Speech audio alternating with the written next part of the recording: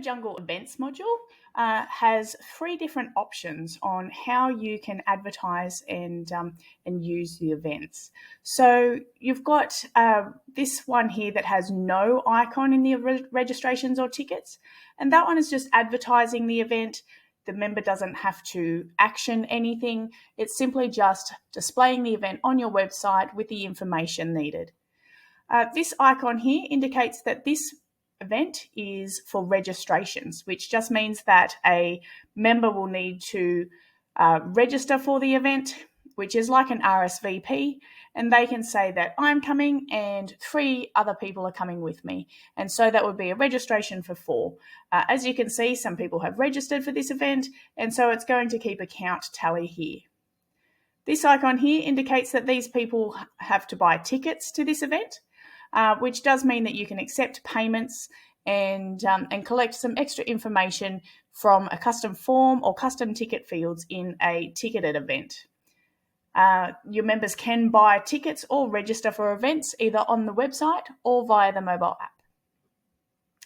Okay, up the top here, you've got some different filters on how you'd like to view your events. And you've also got some different event types that you can filter by as well. So you set those event types down here in the settings. You've got the events type option here, which is where you can select, add what each one will be called, what color it should have, and you can add a bit of a description for yourself as well. So you can see we've got different event types all displaying in here, and we've got them all activated so that they can be chosen from a drop-down list when an administrator is setting up the event. So back over into the list of events here, I'm going to add an event, and I can do that by clicking this one here, or over on the left, I've got add an event as well. So that'll bring you both through to this same section here. Now in here, we do need to put in a event name, and you will have to have a start date and end date. So we can make that tomorrow, and your start and end time. It will by default go to the time zone that your website is set in, but if that does need to go into a different time zone, then you can select here. And here's all those event types that have been set up down in the in those settings there. So I'm going to say it's an admin only event. Now adding a short description in here will show as a bit of a snippet when a member is having a look at the list of events showing on your website. So I can pop that in there, and then in the long description, I have as much space as I like to put in as much information as you'd like to give for your members to know all about the event. You can upload documents and things all into this area. So saving that there, you can see we then get images, links, documents, MP3. So we get the full editor here to then add as much information as we like in here as well. If you have site-wide categories turned on, then you can also select from the category you wanted to display this one in here, and then you just click on the plus. Okay, in the next tab, you have the location. So if you were to add a location in this, then you can then have a clickable Google map available for your users to be able to see from the front end of the website, and they'll be able to see exactly where they need to go. So we have a few different clubs here that have a meeting point that is the address that is different to the address itself. So it might be that you have to give the meeting point of a particular car park in a park to go for a walk, but you actually want to meet at the foot of the bridge, for example. So you can move the marker here to be exactly where it is that you need to go, and that will give your members directions to go right through to the exact location. If you're having an online meeting as part of your event, then you can put in the link to your Google Meet, your Zoom Meet, and so on in here. Now, this will only be supplied to your members when they have registered for the event or bought tickets to the event. It's not just going to be displayed on the front end of the website so that any user can see it unless they've registered for the event itself. So you're not going to get random people turning up without registration. It's only going to be sent out to those in an email and displayed on the website when they've actually already registered. So you can pop that in there. The Images and Documents tab here lets us upload an image. Now the main image, if we look at the events page here and go into one of the events, this here is the main image. So it sits up above the description. Over on the right, we've got all those different fields that we've put in with the clickable Google map, your event location, your date and time, and things like that. This one's a ticketed event, so we can purchase tickets from here. And your main image is displaying up above here. If we go back to the events page where it's the list of events, then these smaller icons over here are all of the event thumbnails. So you can see we've got an upload option for each of those there. You can upload PDF documents into the event itself, and that will enable a clickable download for your users to be able to gain more information. So whether that's a flyer or a program, you can have that information readily available in the event. The contact details here will display down the side of the event. So like we've seen in this one here, we've got, oh, that doesn't have the contact details. That's not useful. We'll try the monthly meeting. Okay, so the contact details will display down the side here. So we'll add them in here so that we can have a look.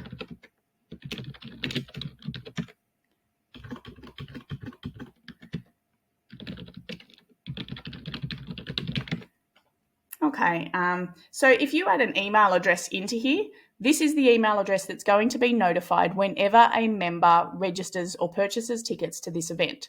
If you leave this blank, then it's going to notify whoever is set up in your organization settings. So whatever email shows in your organization settings, we'll get a notification whenever somebody registers if you don't put something into this email tab here. So keep that in mind. If you have different event coordinators and so on, just remind them to make sure that they put their email address in this contact tab here so that they're who's notified whenever somebody registers. Now the security tab here just allows us to lock this event down if we want to. So we can lock it down and say that it's only visible and able to be registered to members that have a certain tag, that are part of a certain membership level, or if you've created some custom roles in the security form, then you can have it locked down to just particular security roles as well. So things like your committee members and so on. You can also lock it down to multiple as well. So we can just keep selecting them and it'll add them all in. But we're going to make this one public. The tab for Other is just some optional bits and pieces where you can add in some organisation details, the URL for an external website should you need to, and if you have any sponsors that you wanted to promote in the details as well. Now in here, when we get to the registration tab, is where we're going to dictate what action we need from our members. So if we say no, we're not allowing online registration in here, we're just advertising the event. It's just available for the members to see and read the information, and it requires no action on their behalf.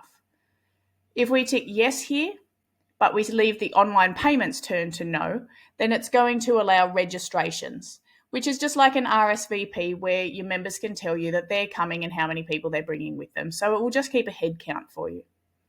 If you're allowing just registration, so you've got these two settings set as is here, then your maximum registrations down here will take effect. So we can say that we only want to allow 50 people to register for this event because that's all we can fit in that room. You can also share your registrations or not, and that will allow other members to see who's coming and who's not, all via the mobile app. You can enable a linked chat room. So if we turn that on, we get this field here as well. What a linked chat room does is it will add all of the people that register or purchase tickets to this event straight into a chat room where we can keep them up to date on what's happening with the event. And that can happen during the event. If you've got a conference or something going on, then you can keep your members constantly updated during the event to say, hey, this speaker is about to begin and this is happening over here, the barbecue's ready and so on.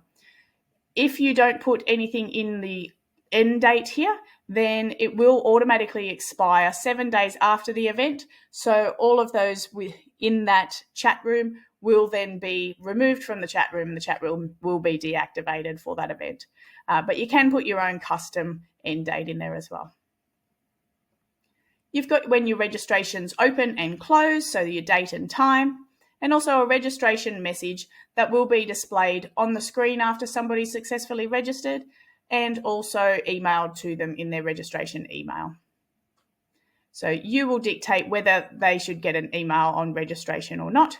And if you're going to collect money at the door for a registration fee, then you can put that in there, which just sets the expectations for your members. Okay, so if we then turn on online payments, you can see we get a ticketing tab over here. So if I save that, we will also get a form tab as well. Now, the certificate and the CPD are optional add-ons to the event module.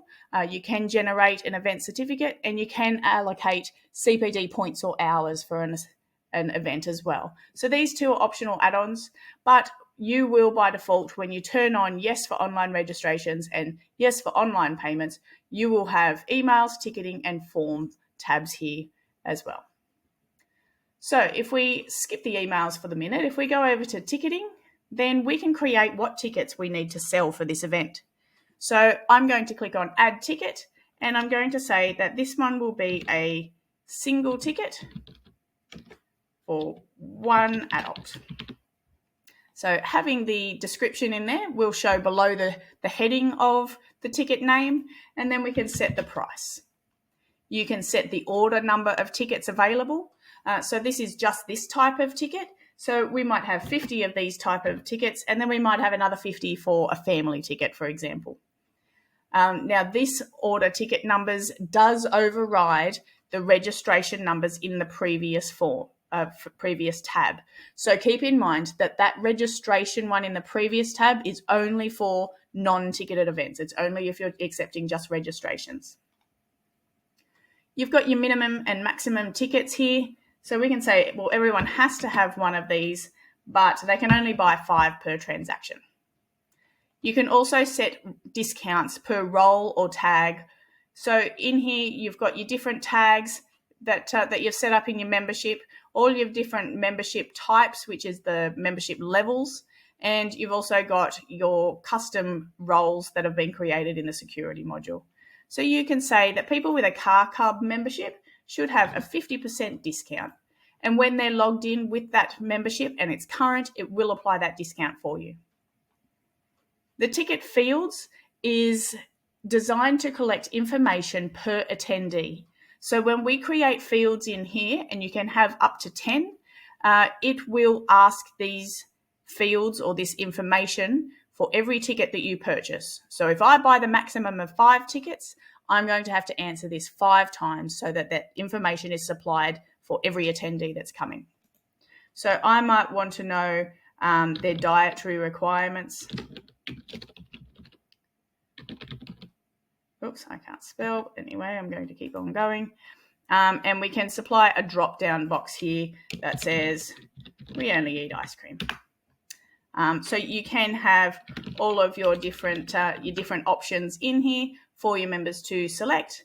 And you've got the few different options there as well, as far as the different field types. The account one is useful if you have group membership in particular, so that your primary members can link it to the account of the secondary members that they're registering on behalf of. Once you've added each of those fields in, you can set if they're required or not, and you can move the options up and down. Okay, I'm going to add this ticket, and we'll be able to see all the details that we've configured here, and we can activate that as well. So you can add as many different types of tickets as you like. You've also got the option of ticket products, and the additional products in here are designed for your event merchandise, a program, hats, shirts, things like that. So you can configure whatever you want to sell on behalf in here as well. Quite often an optional dinner or things like that is all quite popular use for this section here. And we can add all of that in here. We can say we can feed 50 people. And again, you've got the option of the different discounts here as well. So adding that in will also add it all so you can see all the details from this area. Now, the refund policy here, keep in mind the system does not automatically refund for you. This just sets the expectation for your members before they go all the way through the end of checkout. So we can say there's no refunds, or it gives us a few different options there as to just what expectations we're going to set as far as refunds go for this event.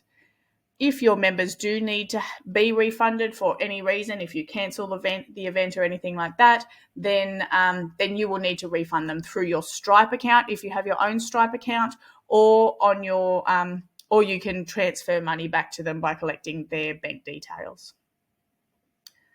Okay, on the form, we better save it. On the form, you can collect custom information from your members on checkout. So this is per transaction. Unlike the form fields, it's only going to be asked once when they purchase their tickets. And we can create any different form fields that we like to collect from the members in here. So we might say, what color is your hair? And it can be a required field, and it can be red, white, or blue. And then when you've created that, you can add as many fields as you like, and they're all drag and drop, so you'll be able to move them around for you. The account creation field here is required. If they're already logged in with a membership, then that's already going to be pre-filled for them. If it's a public event and it's not a member that's signing up to it, then it's going to create them an account so that they can log in and just see their event receipts and attendance and things like that. So it doesn't give them any membership access. It does just give them a login so that they can see their history with the events and download their invoice. Okay, in the emails one, so again, this is one that most of our packages has. So if you're on our current packages, our 2023, 2024 packages, then you will have the scheduled emails ability in here. So this is really useful as far as reminding people that the event's approaching, emailing people that haven't registered for the event to say, hey, why aren't you coming? Don't forget us. So you can configure all of those things in here. So if we add a scheduled email, you've got all the dynamic fields down the side here, which you would recognize a lot of them from the membership area. So you can use those to populate your email and personalize it for the members. So title your subject to suit, and you can have your from and CC and reply tos and things like that in there. In here, you can select if it's a relative date. So if it's a relative date, it's all going to hinge off whenever your event start or finish date is.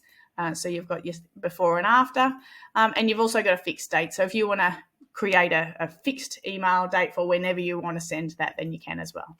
So I'm going to send this 24 hours before the event start date, and I'm going to send it to anyone that has not registered for this event, because I'm going to get rid of the registered for the event. So anyone that's not registered for this event, because I want to remind them that it's coming up, it's tomorrow, and you still haven't registered. So make sure you jump online and do that. So you can add as many filters in there as you like, or you can create extra emails to have different filters to suit the content of the email, and you can send that out to all of your members. So we can preview that email. We can preview anybody that fits the recipients list, which is obviously the criteria that we've set there. So we've got lots of people that haven't registered for this, and we can save that. So once we've created it, we can then turn that on, and that's going to send out to all of those members. Now I am going to turn that back off for now, because that's lots of recipients. Okay, you can also clone any of these, and if you do clone the entire event, which I'll show you in a minute, then it will clone all of these scheduled emails as well. So you can put all the effort into, for example, your annual national show or your monthly general meeting, put it all in, create the first one with all of this information in here, and then it'll be nice and quick and easy to just clone the entire event, and all of this configuration is already done for you. I'll have a very quick look at the certificates and CPD. As I mentioned, this is an optional add-on.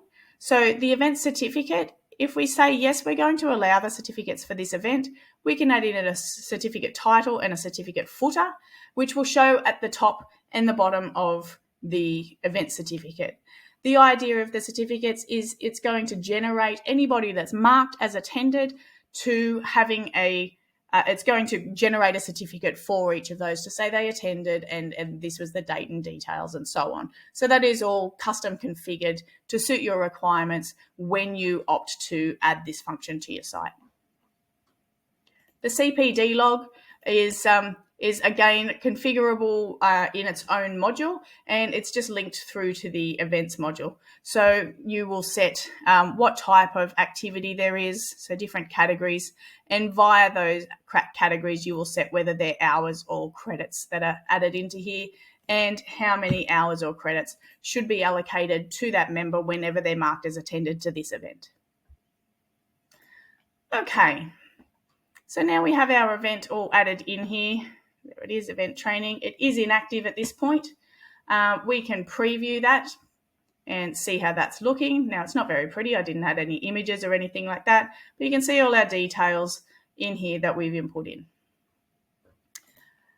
We can activate the event, which will mean it is visible to members on the mobile app and the website. It will also be available to the public because we didn't lock this one down to be a member-only event. We can delete event, which is an obvious one, and we can clone an event, which will give us the option of creating an exact copy for it, and we can just change the heading or the name and the date and time if we need to. When your event's upcoming, you can also send a notify app, which will send a push notification out to anybody that's got your mobile app downloaded and installed.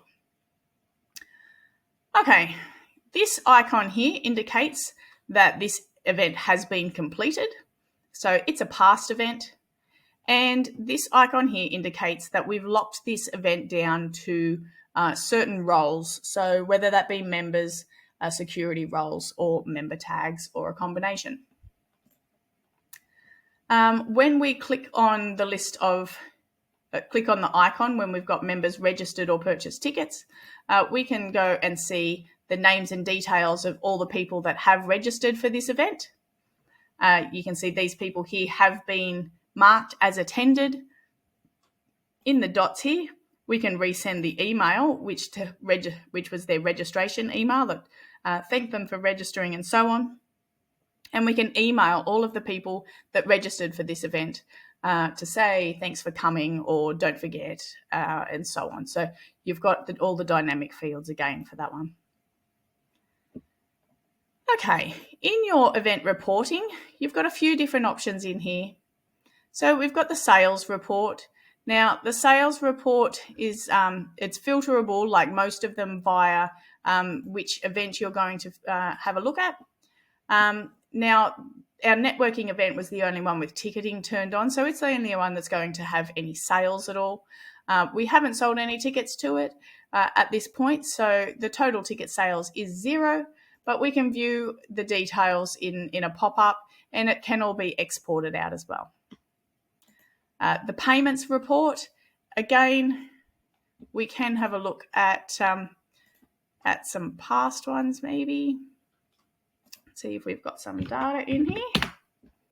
Just open these filters up. So you can see we've got some different filters just to see how that's all been collected. So we can filter by the different payment types, the payment date and the events. And then you've got your quick filters along here as well. So in here for the members' Christmas party, we've had these people arrive or these people buy tickets. We can download the invoice and see that in their profile area there. We can also see how they've paid, any service fees that have come out, and we can download that information through to CSV. If you use Xero and you've got it configured in your organization settings, then you can export out a Xero compatible invoice to reconcile with Xero. It is possible to use that with other accounting software. You might just find that you have to edit some of the headings to make it compatible. With the ticket report, in here is where you'll find the information that you're collecting in the ticket fields. So any of that information that you are collecting per attendee will all be visible here. So you'll be able to see what information they've all got. You'll be able to export all of the attendees list with all of this information as well. So you've got your export here, and that will pull all of that out for you into a CSV so that you've got a attendees list with all attendee information available in a CSV at hand for your event. So there, that all is there. Bit of a long blurb, but it's got all of the information and those extra ticketing fields there. Okay. In the settings, we did have a quick look at the event types. So just in your payment settings, and this is available to a site administrators only, you can select which payment options you're going to turn on for the events. So by default, it will be your online gateway. You have the options of public, admin only, or disabled. And so a public one will make it available to your members to choose at payment when they get to the checkout. Braintree, unless you've had that configured, is not going to show in your options. That just happens to be on this demo site. Cash, obviously, if you are accepting cash, then you can turn this on. It does mean you have to manually reconcile the registrations with the payments made. So quite often the best option is to have that as admin only, and then you can register the members on their behalf when they've actually paid you. Check, again, you can have turned on public, and in the before and after sales message here, this will display, the before message will display when someone selects that option, and then when they've actually made it through the end of checkout, the after message will display and be sent to them on their invoice as well. So that would be things like where to post the check, who to make it out to, and so on and so forth. Same sort of thing with the direct deposit here. This is going to display on the invoice, and this here is going to give the information when they first select that option.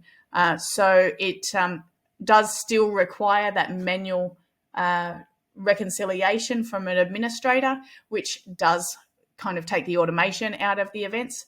So it's up to you if you wanted to turn these on or not, but it is an option there for site administrators.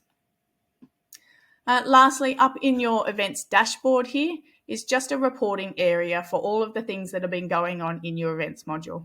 So you've got a few different reports to show in here. They are all drag and drop, so you can configure it to be the way you need it to be. And you've got an add widget icon here that also gives you some extra information, extra reports to add to your event area where you can see just all the reports at a glance. Okay, hopefully that helps get you through the events module. If you've got any questions, please feel free to raise a support ticket.